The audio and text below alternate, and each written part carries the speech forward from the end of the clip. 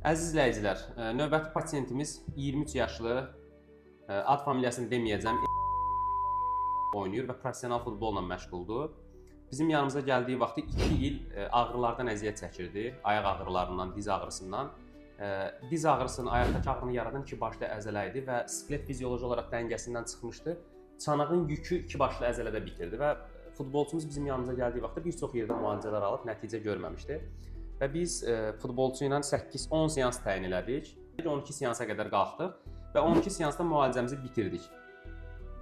Və istəyirəm ki, bu videonu əsas da professional idmanla məşğul olan insanlar izləsin və onların əsas qabağına çıxsın. Çünki bu gün bədənimizdəki problemləri həll etmək üçün, travmaları sağaltmaq üçün birinci travmaların yaranma səbəbini aradan qaldırmaq lazımdır. Yəni travmaların yaranma səbəbi aradan qalxmadan bədənimizdəki heç bir problemi həll etmək olmur. Futbol klubunu ad familiya deməməyimizin və klubun adını çəkilməsini istəmədiyi üçün biz demirik bunları. Əslində futbolçumuzda travma yoxdur. Bir problemi yoxdur. Problem sadəcə skeletin fizioloji olaraq dəngədən çıxması, bir əzələnin özünə aid olmayan bir yükü daşımasının problemidir. Adını çəkilməməsini və futbol klubunun adını çəkilməməsini sadəcə ona görə deyirik ki, gələcək karyerasında filan futbolçu zədəlidir. Əslində zədəli deyil. Əslində bu zədə deyil. Sadəcə yüklənmiş əzələnin yaratdığı ağrıdır.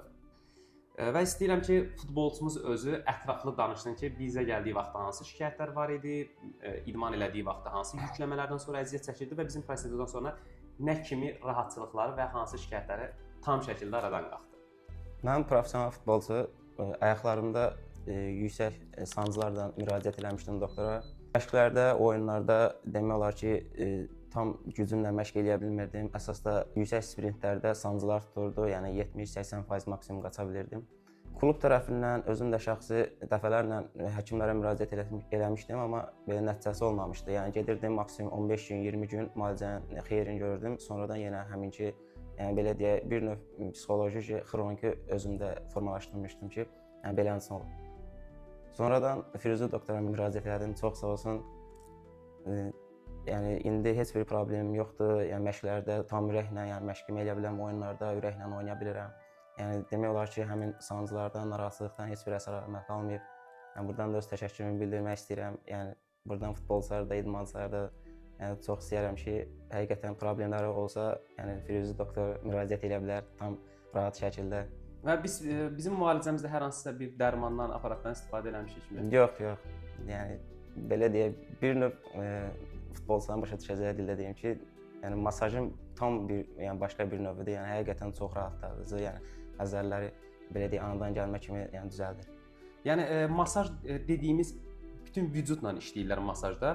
Bizim işimiz isə hər toxunuşda, hər toxunuşuğumuz işləməyən, yanmış, qurumuş əzəliyədir. Yəni o əzələdəki qan dövranını bərpa edib əzələnin öz gücünü geri qaytarırıq və yanaşı olaraq da düzgün şəkildə əsnətmə və yüklənmə hərəkətləri verib bədənimizdəki skeletin fizioloji olaraq dəngədən çıxmasını geri qaytarıb bədən balansını düzgün şəkildə bərpa edirik. Və əlbəttə bu heç bir dərmanla, aparatla mümkün deyil. Ki futbolçumuz da bizim yanımıza gəldiyə qədər bayaq dediyimiz kimi 2 il bir çox yerlərdə müalicə almışdı və heç bir nəticə görməmişdi. Heç bir nəticə görməmişdi dediyimiz vaxtda, yəni belə yekə bir sözdür bu. Nəticə görürlər, rahatlayırlar, sağalmırlar. Rahatlamaq başqa bir şeydir, sağalmaq başqa bir şeydir. Sağalmaq üçün hökmən yumeoterapiya. Yumeoterapiya sıradan bir masaj deyil. Yumeoterapiya dediyimiz vaxt, yəni masaj ağla gəlməməlidir. Düzgün şəkildə müalicədir və yumeoterapiya artıq bir müalicə sistemidir.